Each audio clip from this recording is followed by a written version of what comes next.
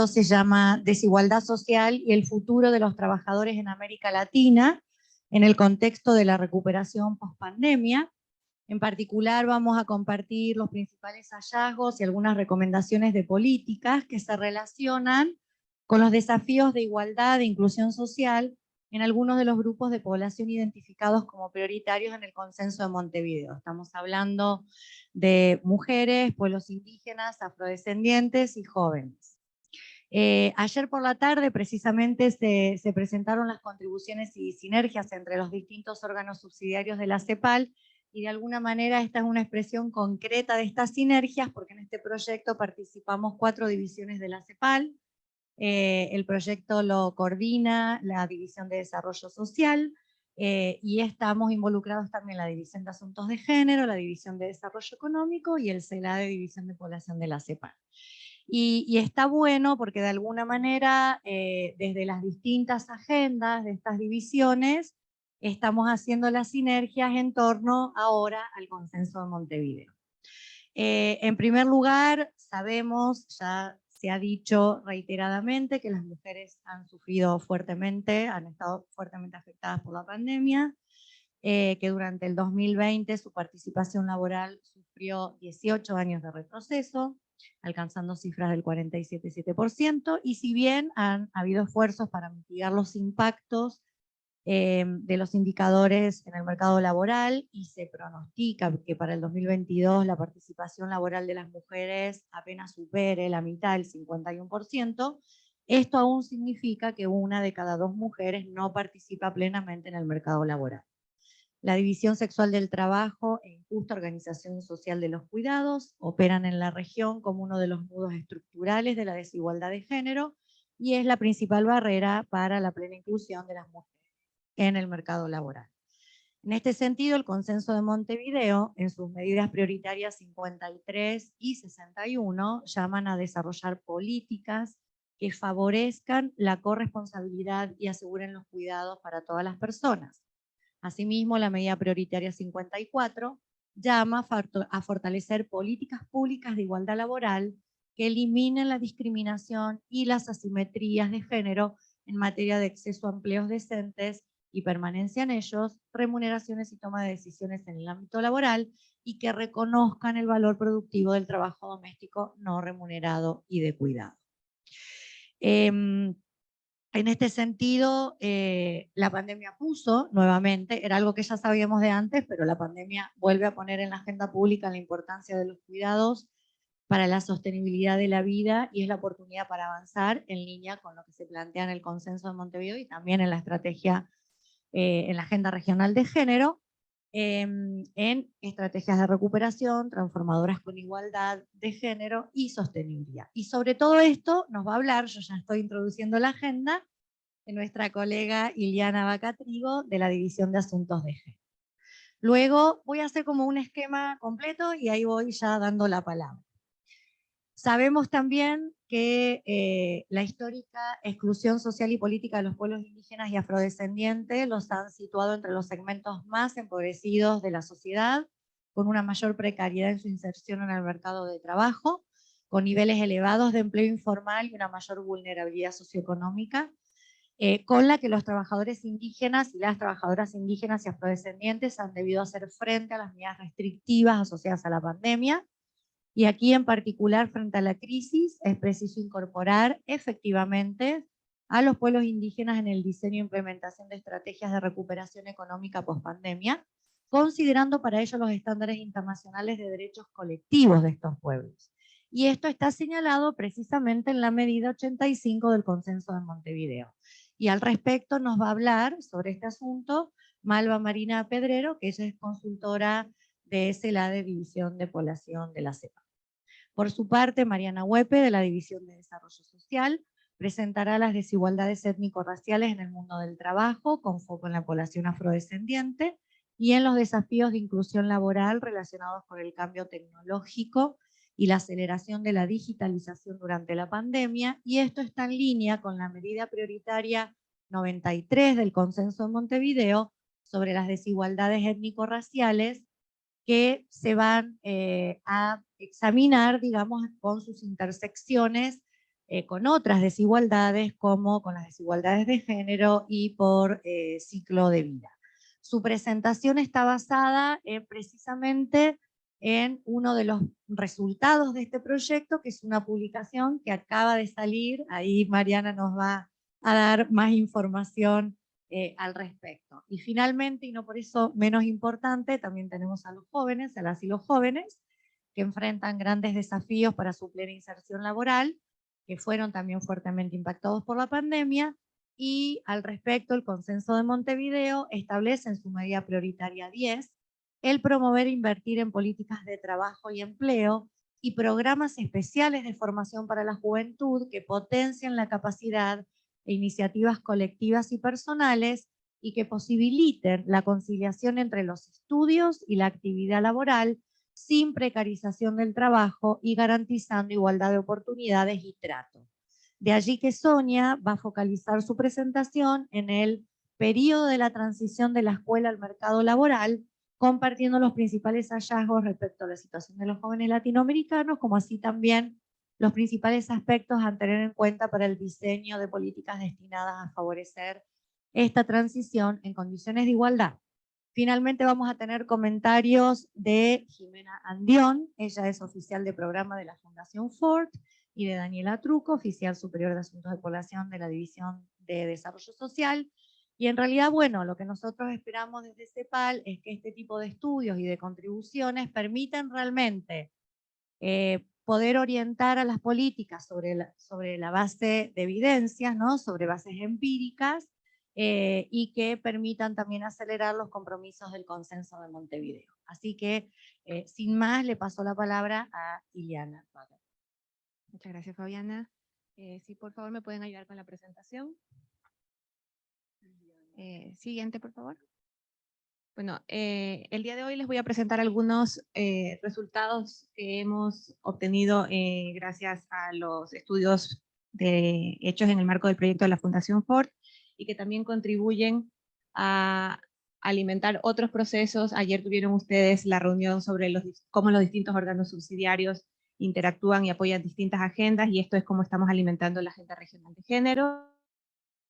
Dos mensajes clave: por un lado, cómo la pandemia aceleró algunos factores que ya venían desarrollándose, que eran estructurales en la región.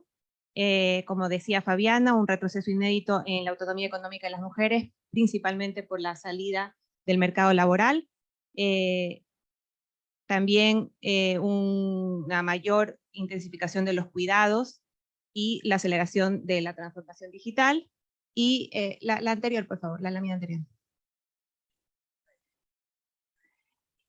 Y en la recuperación, quería dejarles 3 mensajes: la importancia de considerar la economía del cuidado no como un gasto, sino como una inversión que genera empleo, bienestar, presente y futuro, y es una forma de apuntar hacia una recuperación sostenible y con igualdad.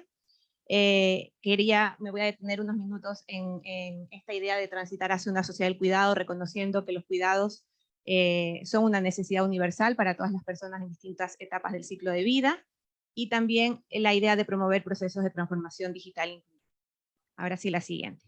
Esta lámina de aquí muestra cómo históricamente las mujeres en la región han tenido menores tasas de participación, con un tope en el 50%. Esto quiere decir que 1 de cada 2 mujeres no estaba en el mercado laboral, y cómo en pandemia hubo un retroceso de 18 años en un solo año de pandemia.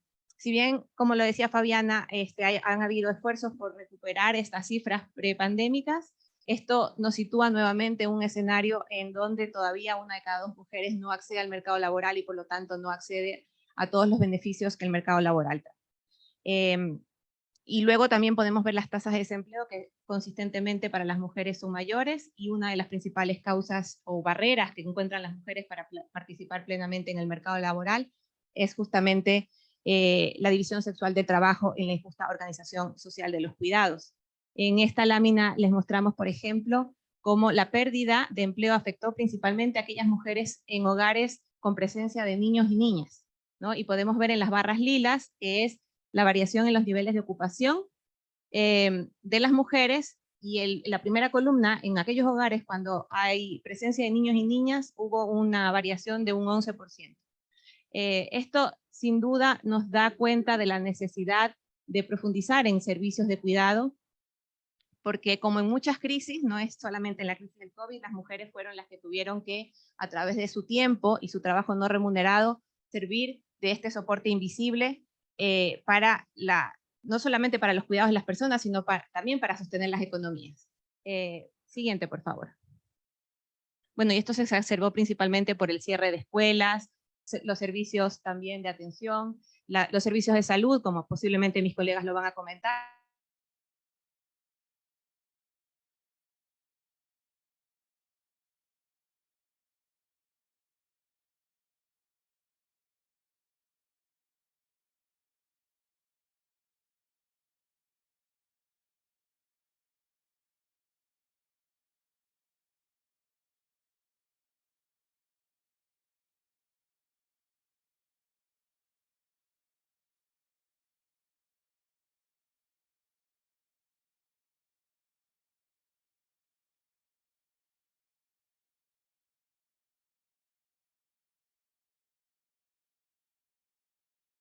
Esto se convierte en un círculo virtuoso que nos permitiría nuevamente invertir en la economía del cuidado. En este sentido, desde CEPAL estamos proponiendo el diseño de respuestas a la crisis centrados en la economía del cuidado, considerando no solamente los efectos en el bienestar, sino también los efectos multiplicadores y apuntando hacia una recuperación sostenible y con igualdad. Siguiente, por favor. En esta idea de invertir en la sociedad del cuidado también es importante pensar no solamente en las necesidades de quienes reciben los cuidados, sino también de quienes proveen los cuidados, no solamente de forma no remunerada, sino también aquellos sectores de la economía del cuidado remunerada, y en ese sentido incentivar, mejorar los salarios y las condiciones laborales de quienes se ocupan en la economía del cuidado.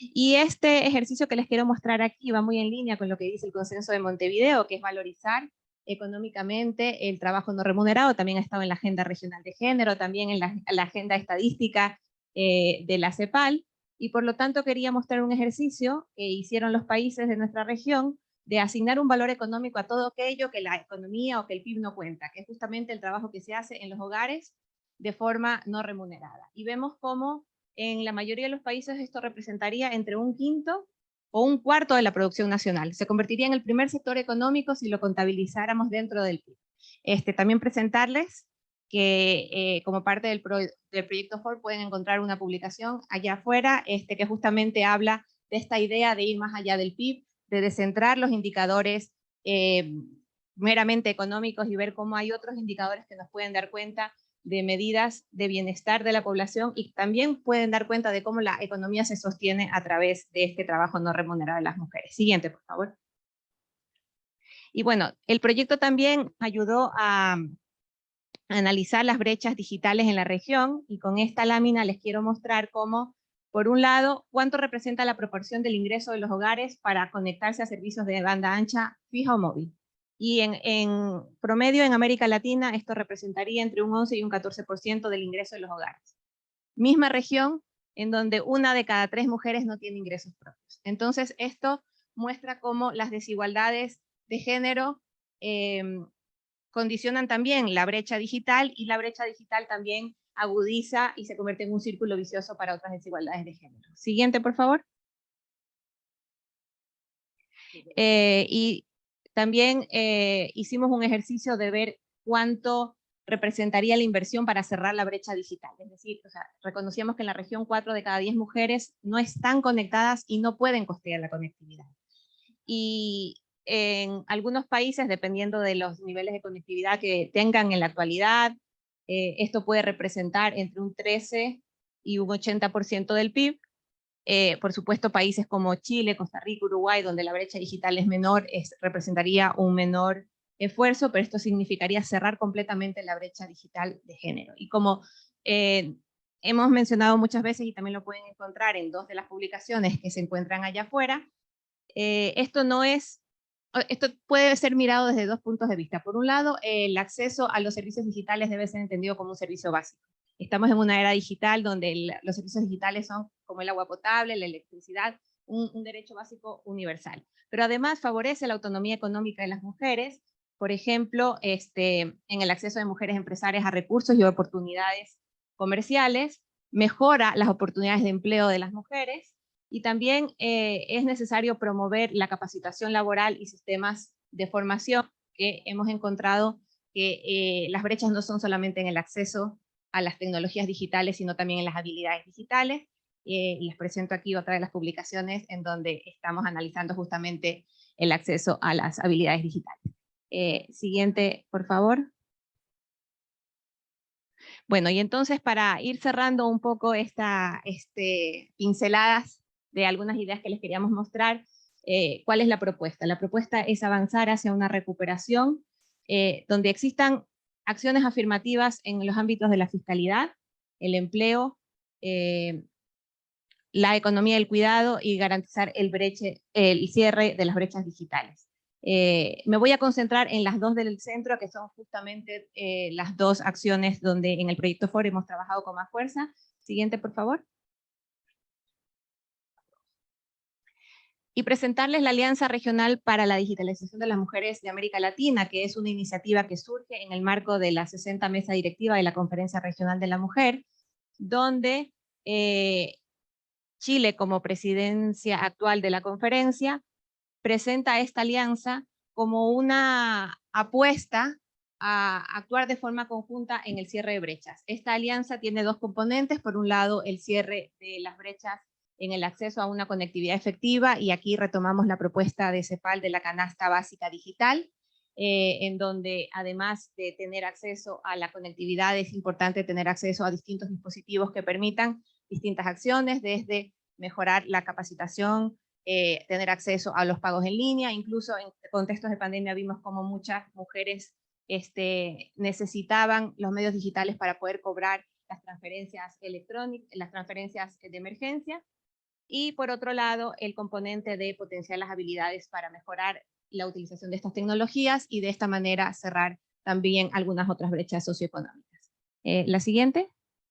Y quería cerrar mi intervención con la idea de transitar hacia una sociedad del cuidado, que es justamente el título de la conferencia 15 de la Conferencia Regional de la Mujer, que será en noviembre en la Argentina, y donde invitamos a seguir estas reflexiones en torno a una sociedad que priorice la vida, que priorice el cuidado de quienes lo requieren, pero también el cuidado de quienes brindan cuidados, garantizar las posibilidades del autocuidado y del cuidado del planeta, y con la idea de que esto tiene un potencial transformador. Es un cambio paradigmático en un modelo de desarrollo que priorizaba el crecimiento y que podemos seguirlo discutiendo, pero el crecimiento no ha servido para cerrar las brechas de desigualdad, y en particular en nuestra región el modelo ha tendido en periodos de crecimiento tener mayores desigualdades de género, con efectos multiplicadores como aumentar la eficiencia económica, mejorar el bienestar, las capacidades presentes y futuras, y con esta idea de mejorar una distribución más equitativa del poder,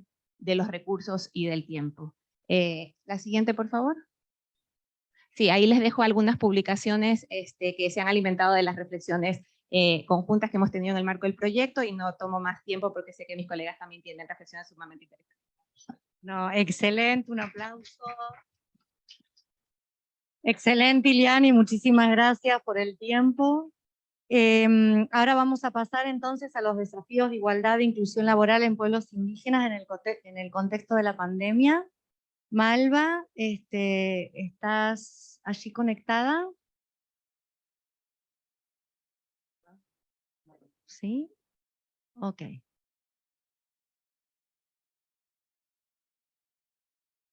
Malva, ¿nos escuchas? Los escucho y ahora estamos. Perfecto, muchas gracias. Adelante. Comparto.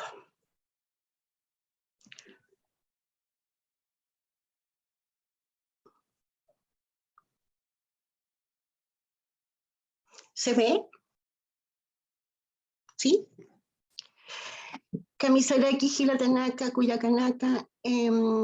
Yo voy a compartir probablemente no todo lo que está preparado, pero sí algunas reflexiones para atender al tiempo.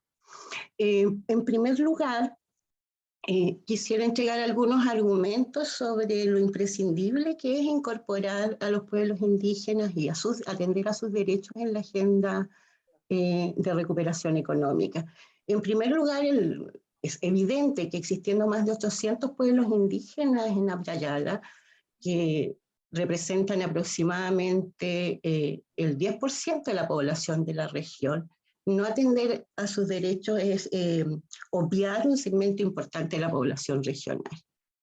Es indudable que son las desigualdades estructurales que afectan a los pueblos indígenas en términos de su acceso al poder político, al poder económico, que por décadas han estado reportadas en los países de la región, lo que constituye el principal factor de vulnerabilidad con que estos pueblos han tenido que hacer frente a la pandemia y a los efectos socioeconómicos de ella. Basta señalar, a modo de ejemplo, el persistente y generalizado patrón de mayor incidencia de la pobreza entre estos pueblos en todos los países de la región, que se viene evidenciando desde que existen datos desagregados por pueblos de pertenencia, patrón que por lo demás se distribuye desigualmente en términos territoriales, alcanzando expresiones más críticas en las áreas rurales y en los territorios de asentamiento histórico de las comunidades indígenas, y teniendo también una mayor incidencia entre las mujeres indígenas. Durante el primer año de pandemia, 7 países de la región realizaron encuestas a hogares, Brasil, Chile, Colombia, Ecuador, México, Perú y Uruguay, que permiten una aproximación inicial, incompleta, porque estamos hablando de fases tempranas de la pandemia en la región, sobre el impacto diferencial que pudo haber tenido la pandemia y las medidas para su mitigación en las economías de los pueblos. Como podemos observar en el gráfico, la pobreza aumenta evidentemente en todos los, tanto en poblaciones indígenas como no indígenas, con excepción de Brasil, donde extrañamente la pobreza global parece haberse reducido. Pero lo más notable es que en 5 países, Chile, Colombia, México, Perú y Uruguay, las brechas de equidad entre indígenas y no indígenas parecen haberse reducido, aun cuando los niveles de pobreza en pueblos indígenas continúan siendo más altos. Esta situación muy bien puede estar vinculada a que segmentos importantes de la población indígena participan de actividades productivas que no se vieron fuertemente impactadas por las medidas restrictivas adoptadas por los gobiernos, o en algunos casos, que por tratarse de población altamente vulnerable, pudo haber accedido a los ingresos asignados por los gobiernos a través de subsidios especiales. Esto parece estar indicando al menos el análisis de la situación de Chile a través de la encuesta en pandemia que realizaron en 2020. Un segundo argumento es que los intereses y las necesidades específicas de los pueblos indígenas han sido débilmente consideradas en las estrategias de mitigación de los impactos socioeconómicos de la pandemia por parte de los gobiernos. Si bien múltiples organismos internacionales, y en particular la Comisión Interamericana de Derechos Humanos, instaron a los estados a adoptar medidas especiales para estos efectos, previendo el gran daño que pudiera causar la pandemia en las formas de vida y el sustento económico de los pueblos indígenas, no existe información sistemática sobre medidas específicas que hayan adoptado los estados para tal efecto, excepto en el caso de 3 países, en la situación de Argentina, la situación de Colombia y de Costa Rica. En el caso de Argentina se trata de un programa especial para agricultores indígenas que se dictó en medio de la pandemia con fondos especiales y extraordinarios para apoyar las economías tradicionales. En el caso de Costa Rica, una modalidad nueva que bien pudiera extenderse con posterioridad es la articulación de productores indígenas como proveedores del Estado a través de sus programas de alimentación complementaria para niños, niñas y adolescentes en establecimientos educacionales. Y en el caso de Colombia, en particular, se trata de medidas de protección social a adultos mayores residentes en los resguardos indígenas.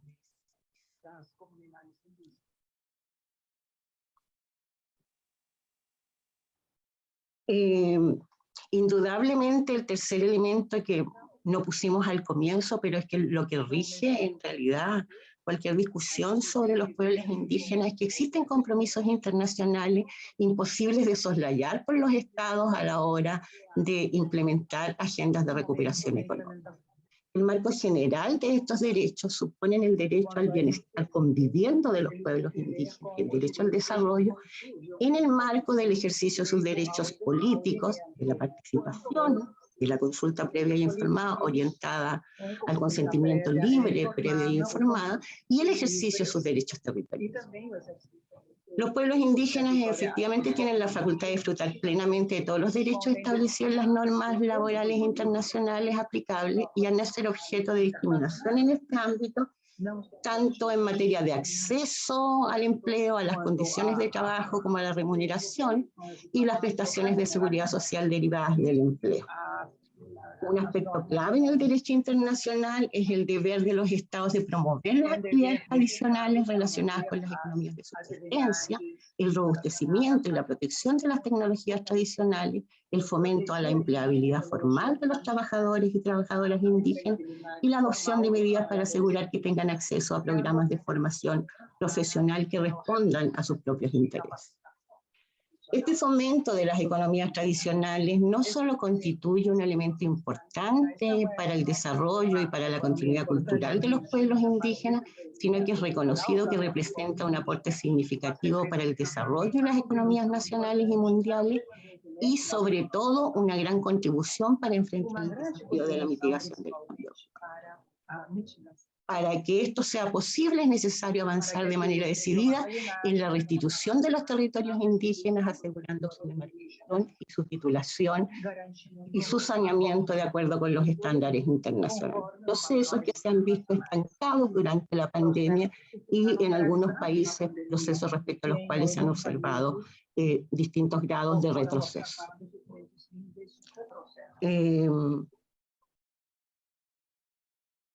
Luego, un cuarto elemento es considerar a los pueblos indígenas como socios estratégicos para la mitigación, para enfrentar el cambio climático, entendiendo que este es el escenario, el gran desafío que deben enfrentar los países a la hora de definir sus agendas de recuperación.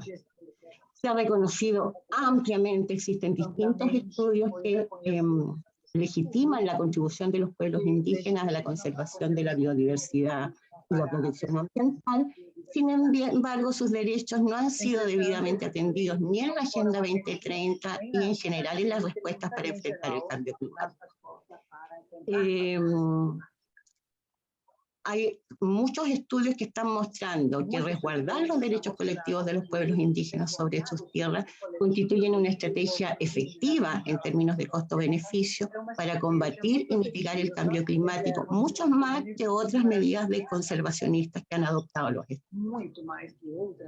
La crisis derivada del cambio climático hace imposible hoy día negar que son los modelos de desarrollo hegemónicos los que atraviesan una profunda crisis. No parece avisorarse por lo demás vías de solución próxima, puesto que el trasfondo de esta crisis es una crisis del pensamiento. Es ante todo una crisis ontológica, una crisis epistemológica de la civilización occidental, de la racionalidad científica y tecnológica, con la que ha sido dominada y mercantilizada la naturaleza y economizado el mundo moderno. Tras el epistemicidio colonial y la violencia epistémica ejercida por los estados latinoamericanos contra los pueblos indígenas, en las últimas décadas, sus culturas, sus filosofías, sus epistemologías y ontologías históricamente censuradas han comenzado a ser vistas como una vía promisoria para enfrentar la crisis. Se trata de asumir entonces que la inmensa diversidad epistemológica presente en Abya Yala es la piedra angular para definir un modelo de desarrollo más sostenible y formas alternativas de relacionamiento social.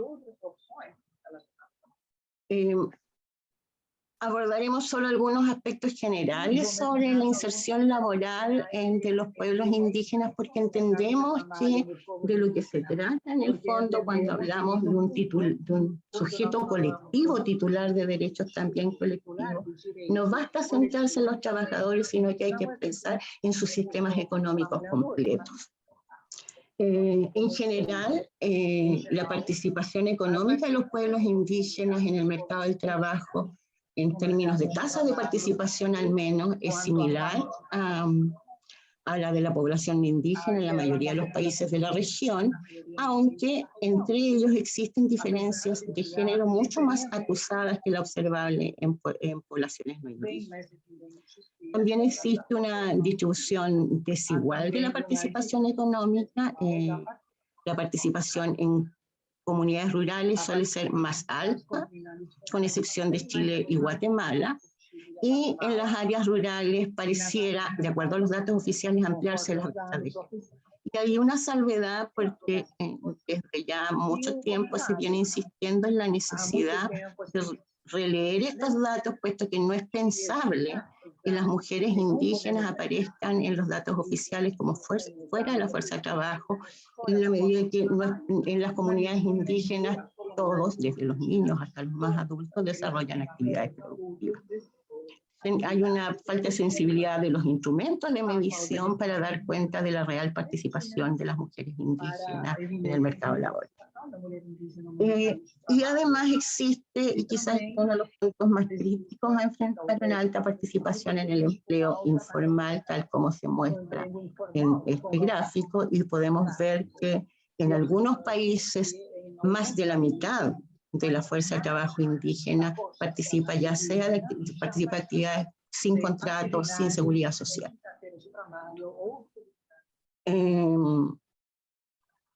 Otro elemento clave para las economías indígenas es la prolongación de la vida laboral de las personas, tanto de los hombres como de las mujeres. Aquí tenemos los últimos datos para 9 países de la región que muestran claramente altos niveles de participación económica de las personas mayores indígenas en todos los países de la región, con excepción de Chile, que presenta un patrón bastante similar entre indígenas y no indígenas.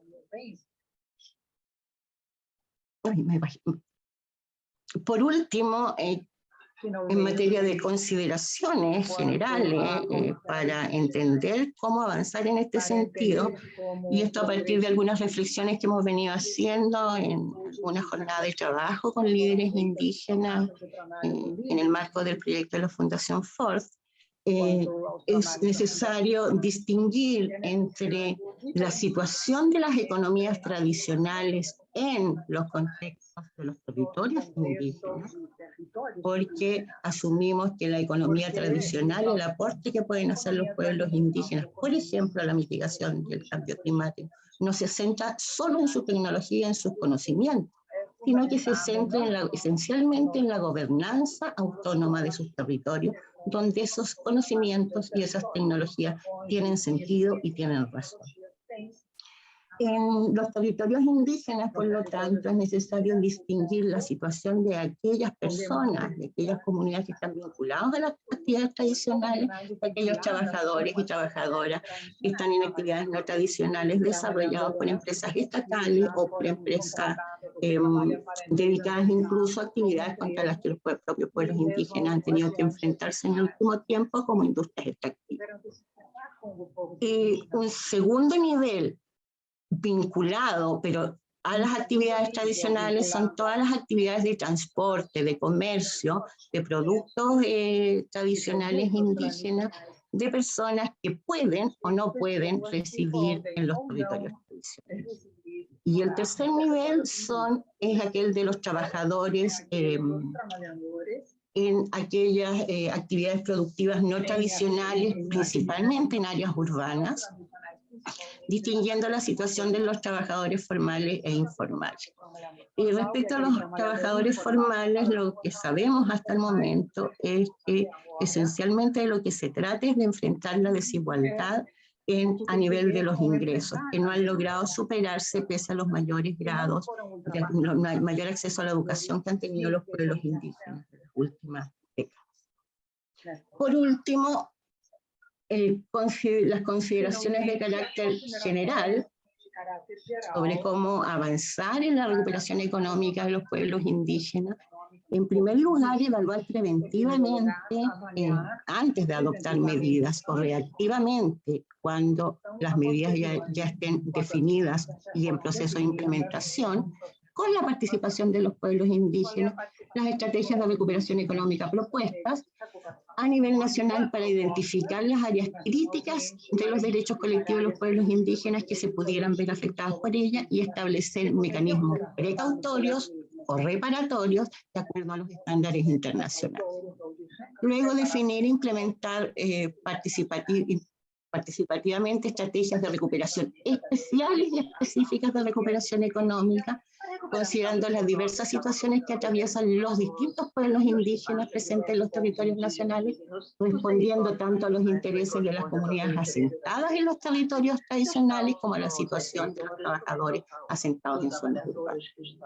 Articular los objetivos y metas de recuperación económica con los desafíos de mitigación del cambio climático, poniendo al centro los derechos territoriales de los pueblos indígenas, por el aporte que su control autónomo por parte de estos pueblos entalla en materia de servicios ecosistémicos locales, regionales y nacionales. Adoptar medidas urgentes para la demarcación, titulación y saneamiento de las tierras indígenas que han quedado en rezago producto de la pandemia, toda vez que esos territorios son el fundamento de las economías indígenas y de sus estrategias de sobrevivencia. Asegurar la paz y la seguridad de los territorios de los pueblos indígenas como condición necesaria e imprescindible para avanzar en una recuperación económica transformadora. Establecer medidas especiales de empleo indígena en obras y proyectos de inversión fiscal. Establecer planes específicos de formación y especialización de trabajadores indígenas que posibiliten un acceso más equitativo al mercado del trabajo. Para darle paso a los demás y las demás expositoras, me quedaría aquí, Fabiana. Muchísimas gracias, Malva, y está claro que tenemos que ir viendo. Aplausos. ¿Sí? Y está claro que tenemos que ir viendo cómo articulamos los derechos individuales con los derechos colectivos de los pueblos indígenas en estos asuntos. Ahora vamos a darle la palabra a Mariana, por favor, Mariana Huepe, con el futuro de las trabajadoras y los trabajadores afrodescendientes en América Latina. Adelante. Hola, ¿me escuchan bien? Súper. Bueno, hoy día vamos a presentar un documento que viene saliendo del horno recién. Somos 3 autores que estuvimos participando en este proyecto. Yo soy una de ellos, los otros 2 están acá, Raúl y Marta. Es un documento que es uno de los productos del proyecto de la CEPAL en conjunto con la Fundación Ford. Primero un contexto para poner en perspectiva el impacto del futuro del trabajo y de la pandemia en la población afrodescendiente. 1 de cada 5 personas en América Latina sería afrodescendiente. Esto es una estimación moderada porque la población afrodescendiente en Latinoamérica sufre una invisibilidad estadística. Solo muy recientemente empezaron a incorporarse la identificación afrodescendiente en los censos latinoamericanos y más recientemente aún en las encuestas de hogares. En nuestro documento revisamos algunas de las encuestas de hogares que tienen disponible la identificación según condición étnico-racial. Son como 6 países en Latinoamérica. Entonces siempre hay que tomar las estadísticas afrodescendientes con cautela, porque esta invisibilidad estadística, que es en sí un resultado del racismo estructural y de la vulnerabilidad y exclusión que han sufrido la población afrodescendiente en la región, impacta también en el panorama que nosotros podamos presentar de ello. Habiendo dicho esto, aun cuando nos enfrentamos a problemas estadísticos para analizar la situación de la población afrodescendiente, una tendencia es clara. Ellos sí enfrentan desigualdades importantes en términos de inclusión laboral, no solo de inclusión laboral, también de inclusión social y en otros aspectos, pero aquí nos estamos enfocando en el mercado laboral. La población afrodescendiente presenta desigualdades de acceso. La tasa de desocupación de la población afrodescendiente en todos los países analizados es mayor a la tasa de desocupación de la población no afrodescendiente. Esto también ocurre en las poblaciones jóvenes, e incluso los jóvenes están sobre representados en el indicador de doble exclusión, es decir, en aquellos jóvenes que no estudian ni participan del mercado laboral de manera remunerada. Además, la población afrodescendiente también enfrenta importantes desigualdades educativas. Las tasas de conclusión de la educación secundaria entre la población afrodescendiente es siempre menor que las tasas de conclusión de la población no afrodescendiente en todos los países analizados, lo cual también afecta las tasas de ingreso y conclusión de la educación superior. Y también, bueno, estoy nombrando algunas estadísticas nomás que salen en este documento por temas de tiempo y los invito a leerlo para profundizar aún más. También enfrentan importantes desigualdades en términos de la calidad del empleo. 3 indicadores de la calidad del empleo son los ingresos que reciben los afrodescendientes, ingresos laborales son siempre menores en promedio que los de los no afrodescendientes ni indígenas. Cuando digo no afrodescendientes quiero dejar esa aclaración, me estoy refiriendo también a no afrodescendientes ni indígenas, porque como ya vimos en la presentación de Malva, la población indígena también sufre importantes vulnerabilidades y desigualdades en el mercado laboral. También presentan menor acceso a protección social porque están sobre representados en sectores de baja productividad con bajo requerimiento de cualificación y en sectores informales. Por esta sobrerepresentación en el sector informal, los afrodescendientes también tienen un menor acceso a pensiones durante la vejez y a protección social contributiva.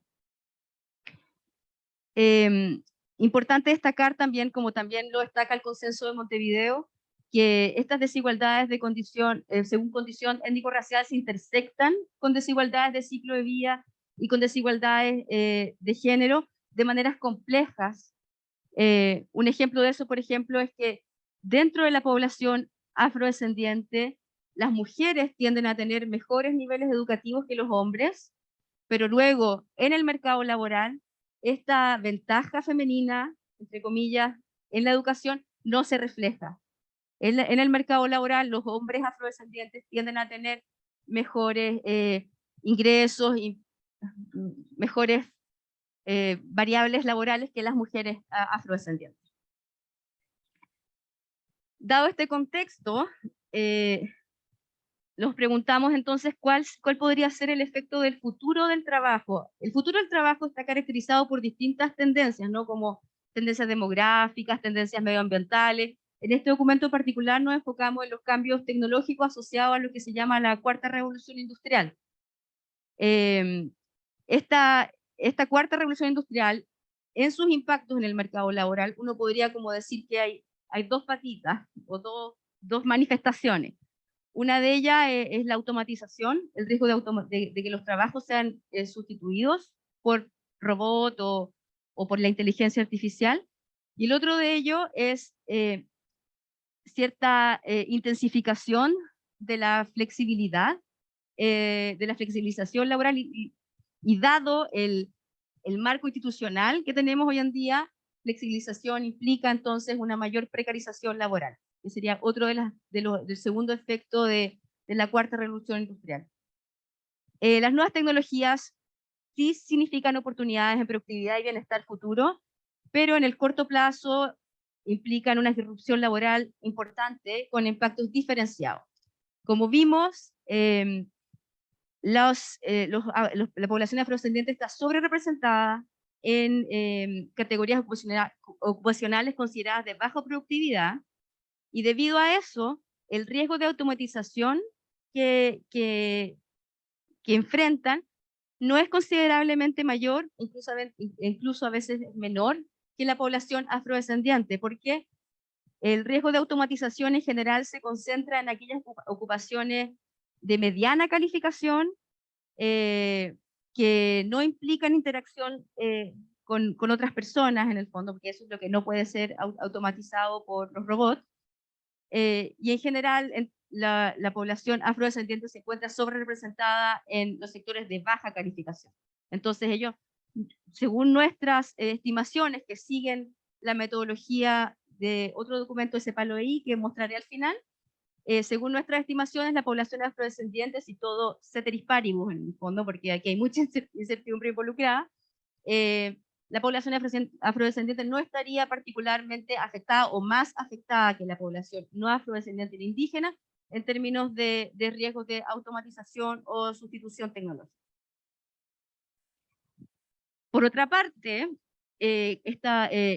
la población afrodescendiente, dada su menores niveles educativos, las desigualdades que enfrentan en los sistemas educativos y en términos sociales también, y su sobrerepresentación en aquellos sectores de menor productividad, sí estarían, nuestro análisis indica que ellos sí estarían frente a una mayor amenaza de precarización laboral, frente a los nuevos cambios tecnológicos, dado que los nuevos cambios tecnológicos estarían acelerando ciertos procesos de globalización, serían al bajar los costos de transporte o al favorecer la deslocalización de las empresas, estarían acelerando procesos de creación de empleos atípicos que ya habían comenzado con la tercera ola de revolución industrial, ¿no? La que empezó a comienzos de los 80. Esta cuarta ola de revolución industrial, estaría acelerando estos procesos, por lo tanto, si no se hace nada, estaría acelerando la creación de empleos atípicos, entre comillas. ¿A qué nos referimos por empleos atípicos? A trabajos a tiempo parcial, subcontratación, tercerización, trabajo a domicilio, por tarea, todos aquellos empleos que difieren del ideal, ya más bien del pasado, de un empleo que es de largo plazo, formal, con un empleador a lo largo de toda la vida. La revolución tecnológica entonces tendría incentivos para acelerar la globalización y la deslocalización, y a través de eso acelerar los incentivos para bajar costos en las contrataciones, y eso implica que las empresas estarían tendiendo a contratar más empleos atípicos. Uno de estos empleos atípicos, bueno, además de acelerar la creación de empleos atípicos que ya existían, también también la cuarta revolución industrial genera nuevas formas de empleo no tradicional, en particular el empleo en plataformas. Lamentablemente, es muy difícil estimar hoy en día, a través de las encuestas de empleo o las encuestas de hogares, quiénes exactamente están participando de este empleo en plataformas. Las cosas se han empezado a cambiar últimamente, gracias a la pandemia empezaron a haber ciertos avances estadísticos, pero en general es bien difícil. La estadística que tenemos hasta ahora señala cierta heterogeneidad regional, como se ve aquí en este gráfico. La barra amarilla son afrodescendientes, la barra morada son no afrodescendientes, y aquí son las personas que han usado alguna plataforma digital para generar ingresos. Entonces, no existe una tendencia regional clara. Algunos países como Brasil, como República Dominicana y Panamá, los afrodescendientes tienden a usar más plataformas digitales para generar ingresos que los no afrodescendientes, pero en otros países como El Salvador, Uruguay y Venezuela la tendencia es la contraria. Habiendo dicho todo esto, una de las principales conclusiones del estudio es que de no implementarse cambios sustantivos de política pública, la distribución de los costos y beneficios del actual proceso de cambio tecnológico va a reproducir patrones históricos de desigualdad y exclusión social en la región, y en ese sentido la población afrodescendiente sí estaría más afectada. También el documento analizó alguna de la información disponible que hay acerca de los efectos de la pandemia, analizó las encuestas de empleo del año 2020 en 5 o 6 países de Latinoamérica. Ahí nos encontramos, primero que nada, como lo mostró el panorama social del año pasado, la población afrodescendiente está entre los más afectados en términos sanitarios, dada su sobrerepresentación en pobreza y vulnerabilidad, y en la incidencia de enfermedades y comorbilidades. Ellos tuvieron un mayor riesgo de infección y de mortalidad que la población no afrodescendiente ni indígena. Además, durante la pandemia se aceleraron los procesos de digitalización, y dada la brecha digital que hay entre los afrodescendientes y los no afrodescendientes, es de esperar que la población afrodescendiente no se haya podido beneficiar de igual manera o no haya podido adaptarse de igual manera al cambio, al trabajo y a la educación remota. Los datos también nos muestran que la tasa de desocupación en el año 2020 en la población afrodescendiente sigue siendo más alta que en la población no afrodescendiente. Sin embargo, el cambio, tanto absoluto como porcentual, no siempre es mayor. La caída de desocupación no siempre fue mayor en la población afrodescendiente respecto a la no afrodescendiente. Ahí habría que, estos son datos estadísticos, lo que recomendamos también en el documento es que hay que indagar de manera más detallada, considerando los contextos nacionales, ya que hay mucha heterogeneidad regional y además las estructuras productivas de los mismos países inciden en cómo los afrodescendientes pudieron o no adaptarse durante la pandemia. Como ejemplo de eso, por ejemplo, en este gráfico de acá, la barra azul oscura son las mujeres afrodescendientes, la barra morada son las mujeres no afrodescendientes, y este es el cambio en la tasa de participación respecto al 2019. Entonces, 2020-2019, el cambio. En la mayoría de los casos, se ve que los que fueron más afectados, como lo bien decía Iliana, fueron las mujeres. Las mujeres siempre presentaron una caída, no siempre, en la mayoría de los casos, una caída de tasa de participación mayor que la de los hombres, destacando el caso de Ecuador con las mujeres afrodescendientes, que es un caso que convendría ir a analizar más en detalle, ver qué pasó, y para eso siempre los estudios cualitativos son importantes.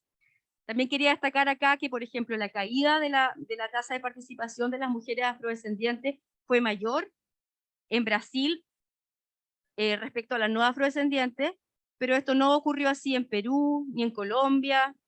Entonces hay cierta heterogeneidad regional, pero en general la población afrodescendiente, la tendencia es clara, la población afrodescendiente tiene desafíos de inclusión laboral mucho más importantes que la población, y profundos y de larga data, y asociados a desafíos sociales también, que la población no afrodescendiente en la región. Para terminar muy brevemente, porque ya estamos, no quiero tomar más bien pasadita, mencionar que estamos en un momento con potencial transformador tras la pandemia.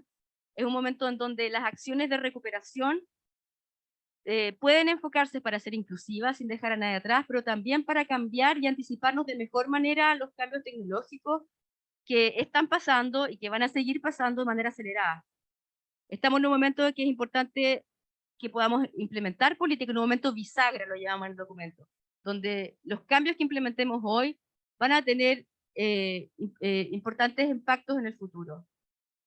Podemos implementar cambios, políticas para anticipar y aprovechar los cambios tecnológicos para mejorar la productividad de nuestras economías, cerrar brechas estructurales en los mercados laborales y avanzar hacia un desarrollo igualador, inclusivo y sustentable.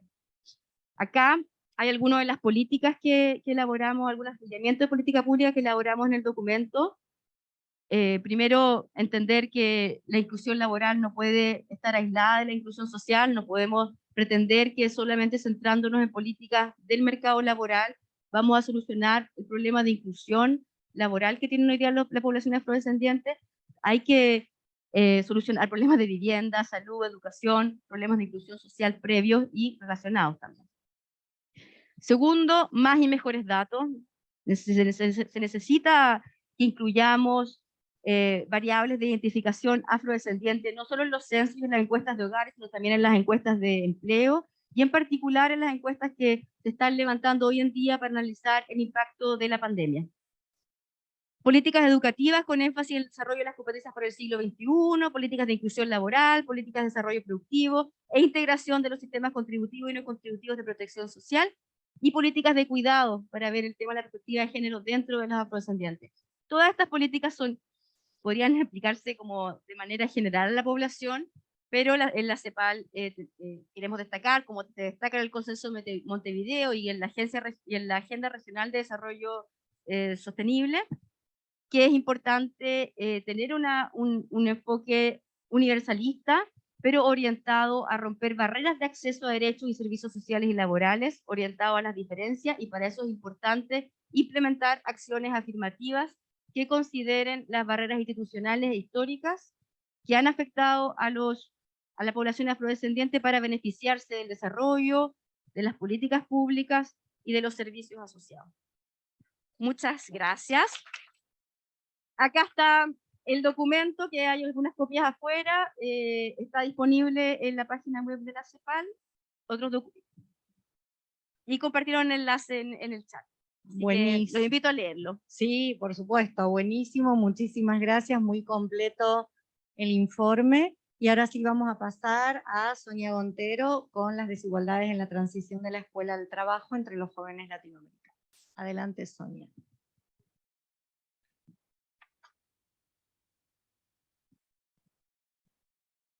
Sí, está prendido. Gracias. Me saco la mascarilla porque todo junto no puedo.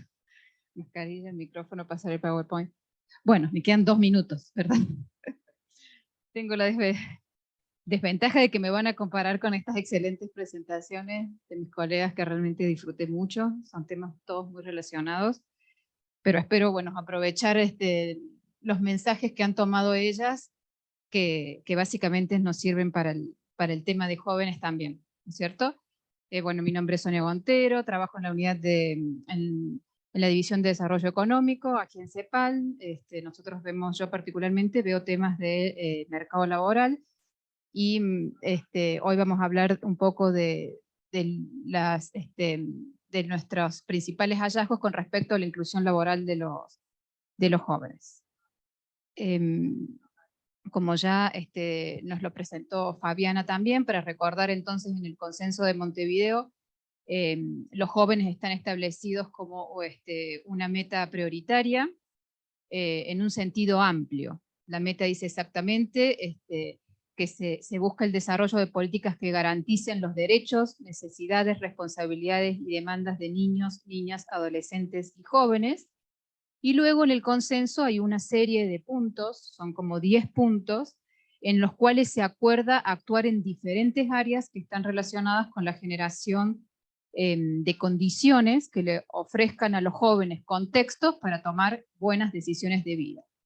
Y esos aspectos van desde infancias libres de pobreza, libres de violencia, de discriminación, con acceso a educación de calidad, a salud, y a mecanismos, por ejemplo, también de participación en el debate público.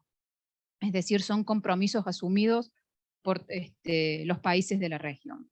En particular con el mercado laboral, y como también lo ha señalado Fabiana, se habla de políticas del mercado de trabajo que potencien, que permitan a los jóvenes realizar su potencial, ¿verdad? Y la conciliación entre estudios y mercado laboral. Primero, ¿qué nos dicen las estadísticas de nuestros colegas del CELADE? Algo positivo, digamos, es que la región es una región relativamente joven aún. La población, por ejemplo, entre 15 y 24 años, como porcentaje de la población en edad de trabajar, se estima en aproximadamente 26% en promedio para la región. Algunos países con más participación de jóvenes. Para que tengan una idea, en los países de ingreso más elevado de la OCDE, por ejemplo, este porcentaje está en 17%. Es decir, que tenemos una posibilidad para aprovechar nuestro dividendo demográfico. Es decir, es una oportunidad porque todavía la población dependiente no tiene tanta carga con respecto a la población en edad de trabajar, ¿verdad? Pero bueno, tenemos que actuar más o menos rápido porque según las estimaciones también de nuestros colegas del CELADE, para el 2050, por ejemplo, ya se espera que la proporción de jóvenes de la población activa ya esté en torno al 20%. ¿No es cierto? Esta ventaja no va a durar para siempre. Entonces, realmente tenemos que seguir trabajados y comprometidos para lograr asegurar que nuestros jóvenes tomen decisiones en contextos de libertad, que puedan realizar su pleno potencial y que logren construir caminos de vida gratificantes, digamos, no solo desde el punto de vista económico, sino también social. Nosotros en particular, en el estudio que les presento hoy, nos focalizamos en el periodo de vida que es la transición entre el mundo educativo y el mundo laboral. Nos focalizamos a ver qué pasa en esos años de vida, en el cual en general se toman, bueno, todos pasamos, digamos, no solo a la adultez desde el punto de vista jurídico, con más responsabilidades, es un periodo en el cual también la mayoría está en busca de su independencia, de su sentido de vida, es un periodo en el cual debemos tomar muchas decisiones de educación, si estudiamos, si no, qué vamos a estudiar, decisiones de vida, si formamos familia, que de una forma u otra, si cada uno piensa ahora en uno mismo y piensa en ese momento, seguramente se dará cuenta cómo las decisiones que tomamos en ese momento marcan lo que somos ahora, ¿no es cierto? Marca la vida adulta. Entonces, bueno, ese periodo que consideramos realmente muy importante en el ciclo de vida de las personas. ¿Qué nos dicen las estadísticas? Yo les voy a resumir algunas de ellas, muy acá entraba por etapas, pero la tecnología no me ha ayudado esta vez. En el gráfico entonces sería de la izquierda, que vemos la proporción de jóvenes de 15 a 24 años según su condición de actividad, ¿no es cierto?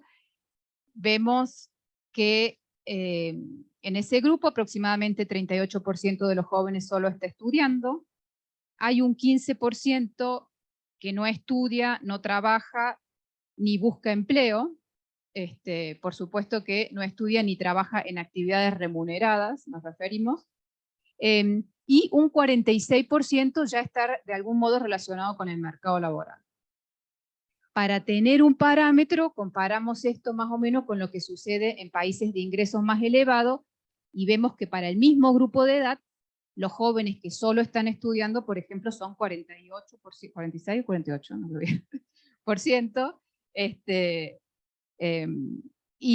bueno, la población de jóvenes inactivos es más chica, alrededor del 5%, y una gran diferencia interesante que encontramos entre los jóvenes que sí están en el mercado laboral es que en estos países hay una mayor tendencia a combinar estudios y trabajo. ¿Ven? El 23% comparado con el 12%. Entonces esta imagen de un momento determinado, en un periodo antes de pandemia, nos muestra que en la región los jóvenes latinoamericanos dejan de asistir a un establecimiento escolar en forma exclusiva a edades relativamente tempranas, ¿verdad? Hay una alta proporción de jóvenes inactivos en relación con otras regiones, digamos, y una menor tendencia a combinar estudios y trabajo con el impacto que esto, ¿no es cierto?, puede generar. Los otros indicadores que también planteamos en este estudio nuevamente nos muestran y nos dan evidencia de las claras brechas de género que evidentemente luego más adelante se traducirán en aspectos como los que mencionó Iliana. Acá vemos la condición de actividad por edad simple, ¿no es cierto? Entonces vemos que desde los 15 a los 29 años va disminuyendo el área blanca, que son los jóvenes que solamente están estudiando, y va aumentando el área gris, que son los jóvenes que solamente están trabajando, ¿cierto?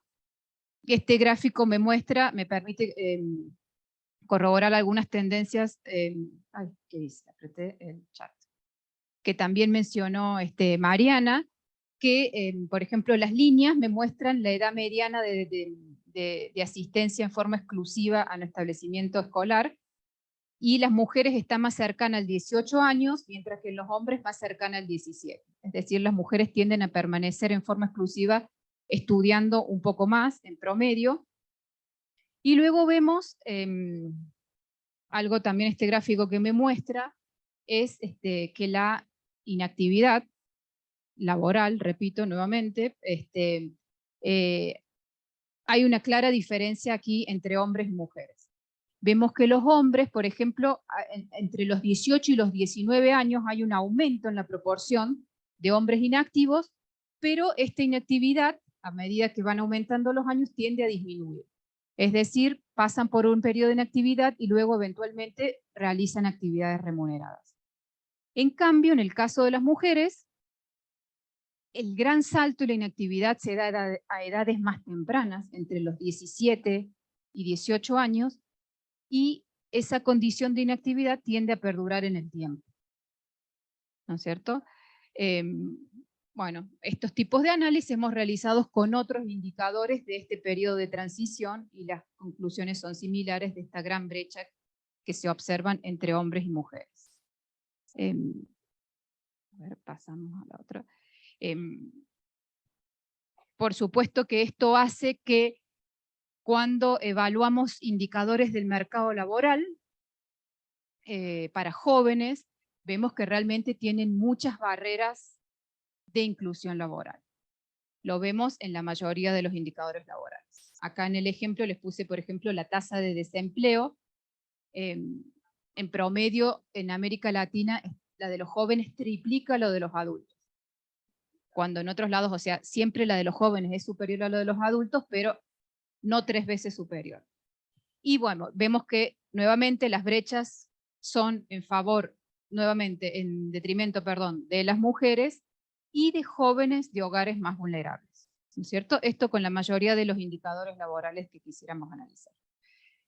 En el estudio, a ver si puedo resumir rápidamente mi idea de acá, intenté reflexionar un poco acerca de las causas de esto, y mi conclusión un poco está en línea con lo que plantearon mis colegas también, y es que hay una confluencia de factores económicos, ¿no es cierto? Porque hay una realidad de que la región crece poco o tiene un crecimiento muy volátil que hace que no haya habido una generación de empleo muy buena y que afecta a todos, y en particular a los jóvenes, pero afecta a todos.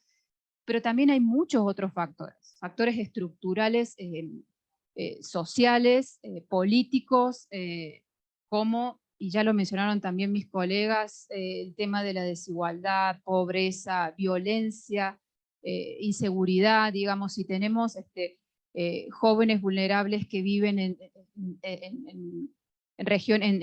las afueras de la ciudad, por ejemplo, que tienen que desplazarse mucho tiempo para llegar a un lugar de trabajo, que no es seguro desplazarse, o no es seguro volver a lo mejor después de terminar la jornada laboral a su casa.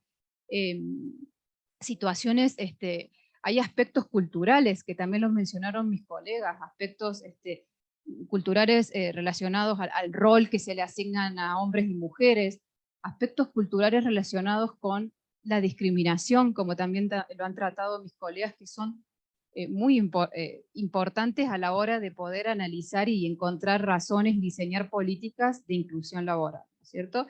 Y evidentemente, llovido sobre mojado, como decimos, la pandemia ha tenido un impacto realmente devastador en los jóvenes. Tenemos que ser conscientes de esto, que justamente ese potencial que tenemos, hay riesgos de tener efectos a largo plazo en eso. La pandemia ha afectado desde el punto de vista social, porque imagínense que es una etapa en la cual se están construyendo las redes de amistades, de afectos, de laborales, de todo, y el encierro y todo ha cambiado la forma de relacionarse, ha cortado muchos de los vínculos que se crean en esa etapa. Bueno, han tenido impacto a nivel educativo, como también lo señalan mis colegas de desarrollo social, en el mercado laboral. Ha habido mucha menos generación de empleo, entonces imagínense los jóvenes que están buscando empleo por primera vez, el impacto que tienen. Entonces, realmente no podemos pasar por alto esta situación.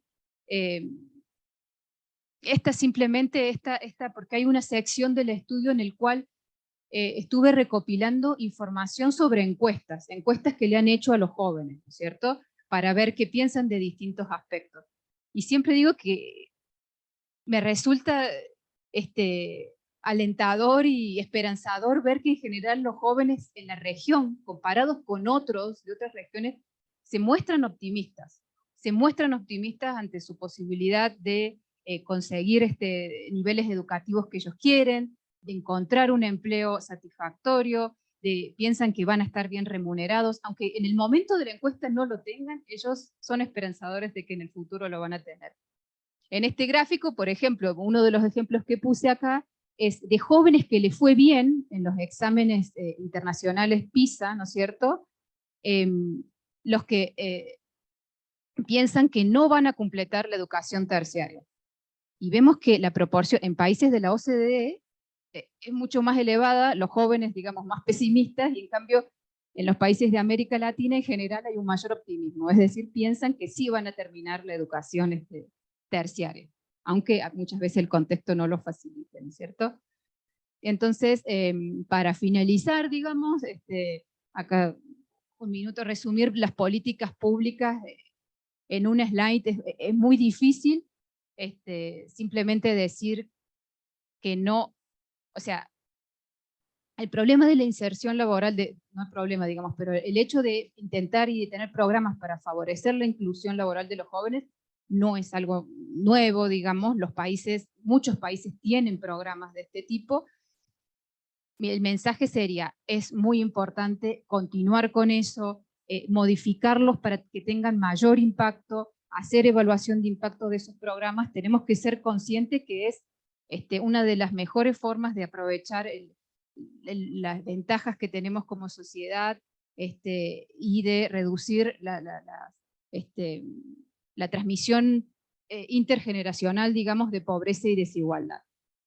Como puntos hacía mencionar de que resalto comenzar desde edades tempranas, incorporar las perspectivas de género también, como lo dicen mis colegas, el continuar con las políticas activas del mercado laboral, mejorar aspectos de contextos que son muy importantes e involucrar a los principales actores que son los jóvenes y cuyas voces nos pueden dar muchas ideas acerca de innovaciones que podemos incorporar en nuestras políticas públicas y que son necesarias para lograr una mejor inclusión laboral de nuestra juventud. Muchas gracias. Gracias. Y ahora sí, voy a hacer un cambio porque voy a dejar a Daniela para que, primero vamos a darle la palabra a Jimena Andión para que haga sus comentarios en 10 minutos. Jimena, ¿estás por ahí? Buenas tardes, ¿me escuchan? Sí, te escuchamos. Perfecto.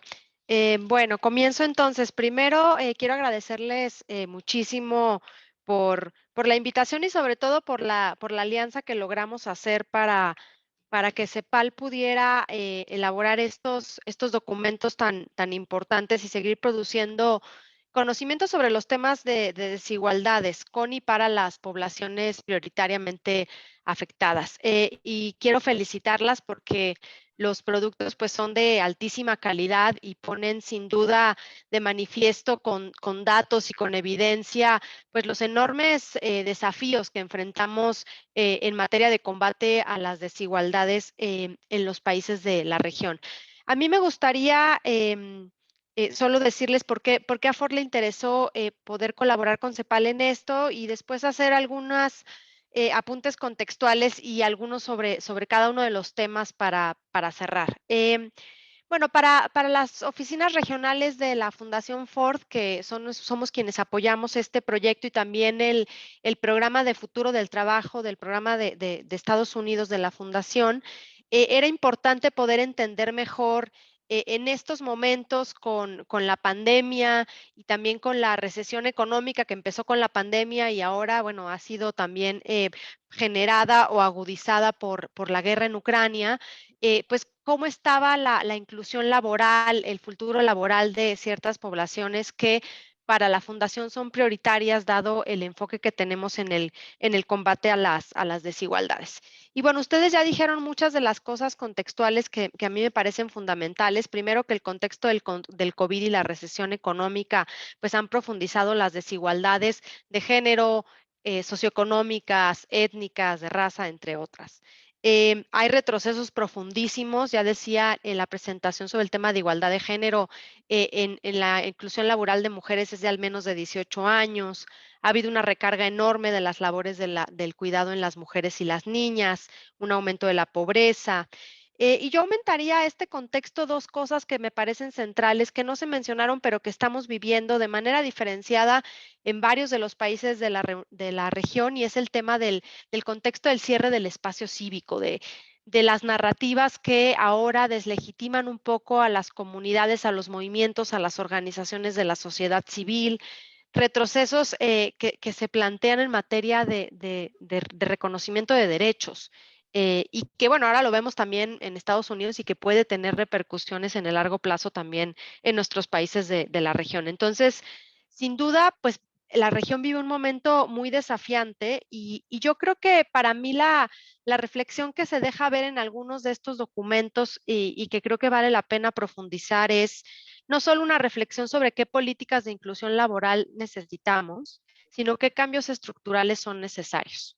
La Fundación está ahora también involucrada en un proyecto que inició la Fundación Hewlett sobre cómo podemos reimaginar el capitalismo y el modelo neoliberal. Yo creo que cualquier política de inclusión que no vaya a las estructuras de cómo se pueden reformar esos modelos, creo que van a ser pues poco efectivas, como hemos visto hasta ahora. Sí hace la crisis climática, la crisis económica, las crisis y la acumulación de las crisis que tenemos, la propia crisis en los valores democráticos que estamos viviendo está sustentada en el aumento de esas desigualdades y esas desigualdades están sustentadas en un modelo neoliberal que solo hace más que agudizarlas. Y creo que hay que poner el foco también en eso. Y ustedes dijeron algunas cosas que yo quisiera retomar brevemente.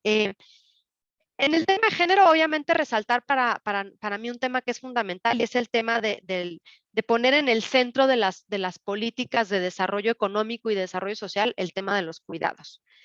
La CEPAL, bueno, ha hecho una labor importantísima en la visibilización del tema de cuidados y el poner en la agenda de los gobiernos este tema, pero aún son pocos los países de la región que realmente están incluyendo el tema de cuidados como un pilar de la protección social, que tienen sistemas integrales de cuidado, programas nacionales de cuidados. Yo sé que hay interés de algunos países, en algunos países hay avances importantes, pero creo que este es un aspecto fundamental en el cual hay que poner mucho énfasis, sobre todo por lo que ya decían de cómo la pandemia ha acrecentado de manera sustancial las cargas de los cuidados por la falta de escuelas, de servicios de cuidados que se dio y que si bien estamos en un proceso de reapertura, pues no olvidemos toda la crisis económica y lo que eso significa para que las familias puedan mandar a sus hijas a las escuelas o que puedan pagar servicios de cuidado cuando no hay servicios públicos. Entonces, yo creo que esto sin duda va a seguir afectando y tenemos que ponerlo en el centro porque pues tiene un afecto fundamental en los derechos de las mujeres y las niñas. Sobre los derechos de los pueblos indígenas, yo resaltaría algunas de las cosas que ya se decían que me parecían fundamentales y es cómo el paradigma del extractivismo sigue dominando la región y pone en riesgo, por un lado, los derechos colectivos de los pueblos indígenas a la tierra, al territorio, a los recursos naturales, y también cómo eso ha profundizado la crisis climática, ¿no? Ya lo decía la compañera.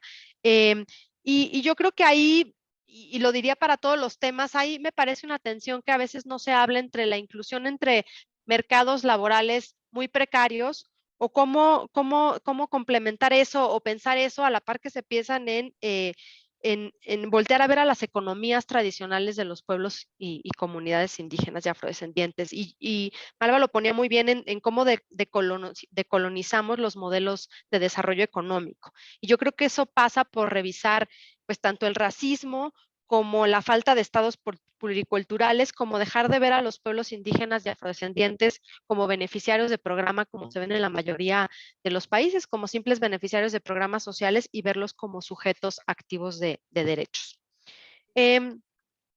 Y ya para ir cerrando sobre el tema de los jóvenes, yo creo que de los temas que siento que habría que profundizar más, que me parece fundamental, es cómo la falta de inclusión laboral y de participación económica de los jóvenes, pues los lleva a caer en redes de crimen organizado. Eso en México y Centroamérica es lo más común, ¿no? Incluso frente a frente a programas que ha hecho el gobierno de México, en este caso, que es lo que conozco más detalladamente, de dar empleo a jóvenes que terminan los estudios y no tienen empleo a través de programas que les dan a las empresas dinero para que paguen salarios.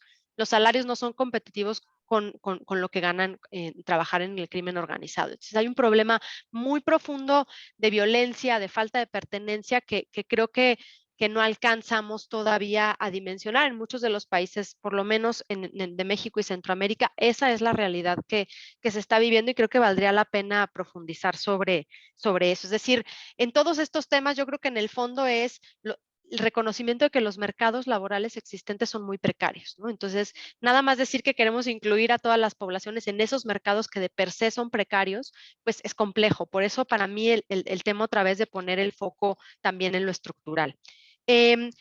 Y yo solo ahí diría, porque se decía que los jóvenes que ni estudian ni trabajan están inactivos, yo creo que hay que cuestionar eso, ¿no? Porque si lo vemos desde el punto de vista de los cuidados, pues esos jóvenes que no estudian ni trabajan fuera del hogar, sí muchas veces realizan labores de cuidado. De adultos mayores, ¿no? De personas enfermas, y eso no necesariamente está visibilizado. Entonces, o sea, digamos, yo creo que la CEPAL ha hecho un gran esfuerzo en que se reconozca el cuidado como un trabajo y como una aportación económica y laboral. Entonces, creo que eso es importante y bueno, lo que ya se decía, ¿no? De cómo también en el caso de los jóvenes a veces no se les entiende ni como sujetos de derechos y su voz no es escuchada en los programas, ¿no? Yo creo que ahí hay mucho que hacer. Y finalmente otra área que creo que está poco explorada y ahí la interseccionalidad me parece importante es en el tema de los jóvenes en el ámbito rural, ¿no? En México por lo menos se han hecho muchos estudios sobre cómo si hubiera programas de apoyo al campo habría muchos jóvenes que se quedarían a trabajar en el campo pero no lo hacen, ¿no? Entonces, ¿cómo solucionamos el tema también de los jóvenes rurales que no necesariamente van a incluirse laboralmente en entornos urbanos pero que pueden encontrar otras alternativas de desarrollo económico? En fin, muchos temas para la reflexión que entiendo que los documentos no pueden abordarlo todo, pero sí quería reconocer los enormes aportes que estos documentos hacen, el esfuerzo enorme también de una perspectiva interseccional en estos documentos y en estos aportes que se está haciendo. Y finalmente eso, ¿no? Yo cerraría diciendo, creo que esto pone de manifiesto, es realmente muy desesperanzador lo que ponen de manifiesto estos documentos. Esa es la realidad en la que estamos y yo creo que ahí sí vale la pena que podamos repensar el paradigma económico que tenemos, reimaginar o reinventar con una esperanza radical de que otros futuros son posibles cambiando las estructuras de desigualdades en las que vivimos, ¿no? Y que la inclusión laboral es importante, pero que también hay que ser creativos en cómo se entiende y cómo se repiensa. Y finalmente yo diría el tema de siempre escuchar, y yo creo que en estos documentos también resaltaría, se hizo un esfuerzo enorme por escuchar las voces de las propias comunidades afectadas y de las poblaciones priorizadas, y creo que eso es algo que se tiene que hacer mucho más, y creo que es una gran buena práctica el realmente dar la voz y escuchar desde las propias necesidades y experiencias de las comunidades afectadas, cómo están viviendo ellos y ellas esa realidad.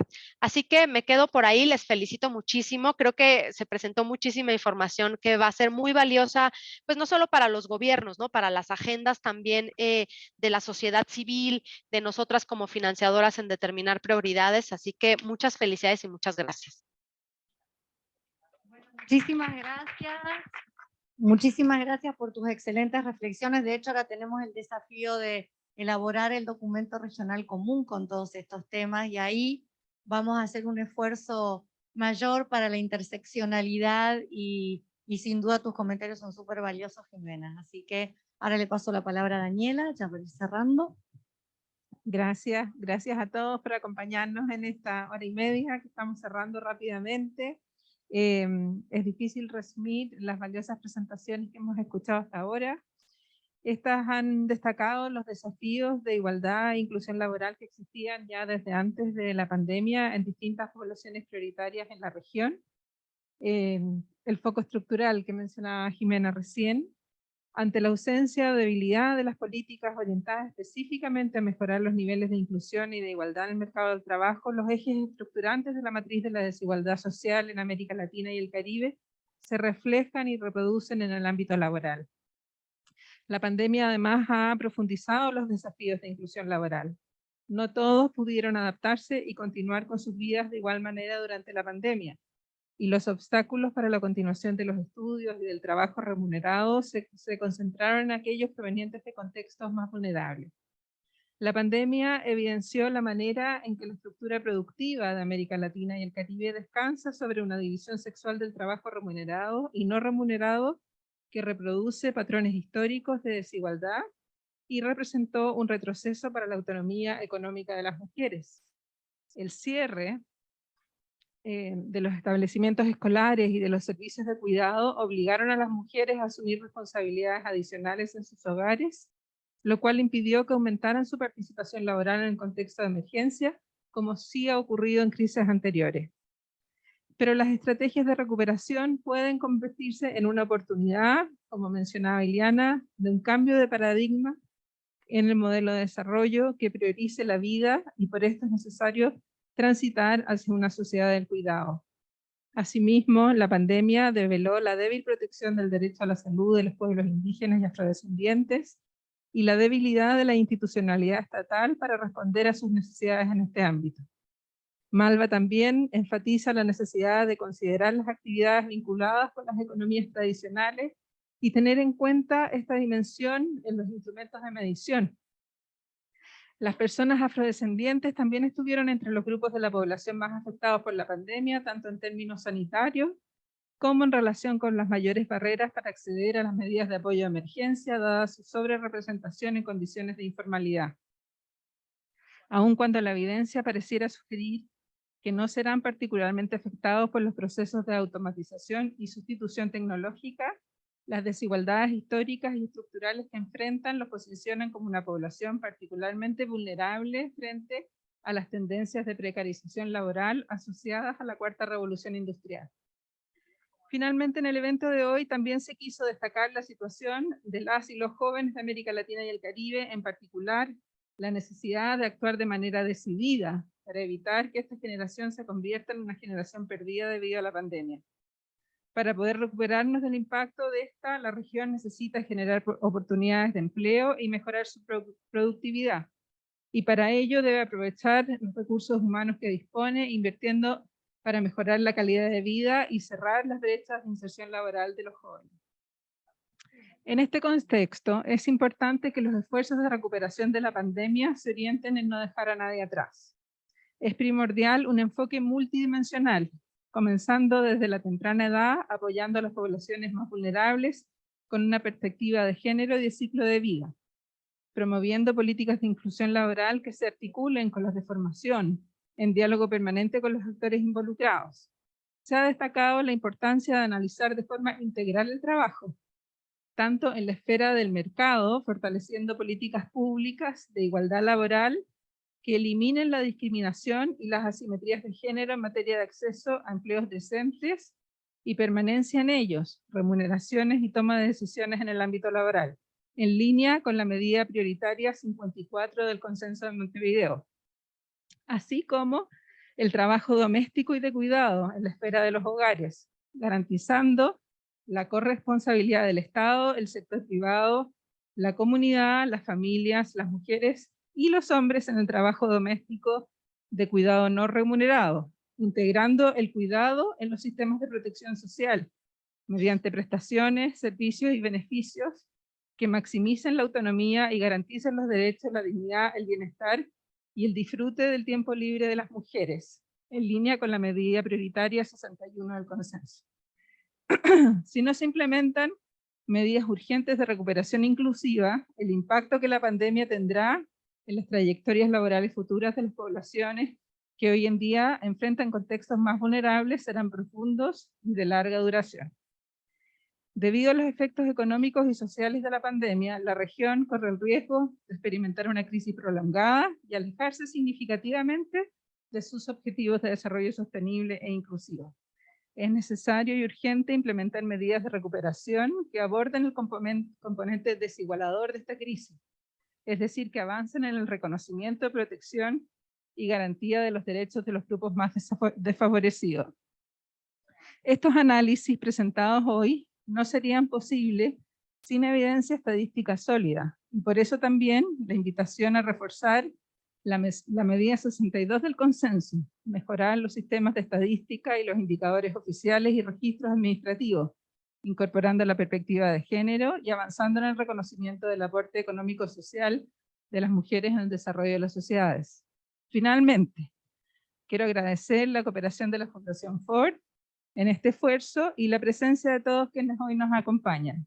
Siguiendo con el enfoque de la conferencia que nos convoca, resulta indispensable situar la protección de los derechos y la promoción del bienestar de las personas, las familias y las comunidades en el centro de los esfuerzos de respuesta de las políticas públicas, incorporando la visión y los compromisos que emanan del Consenso de Montevideo y de la Agenda 2030, entre otros instrumentos multilaterales de naturaleza regional y global.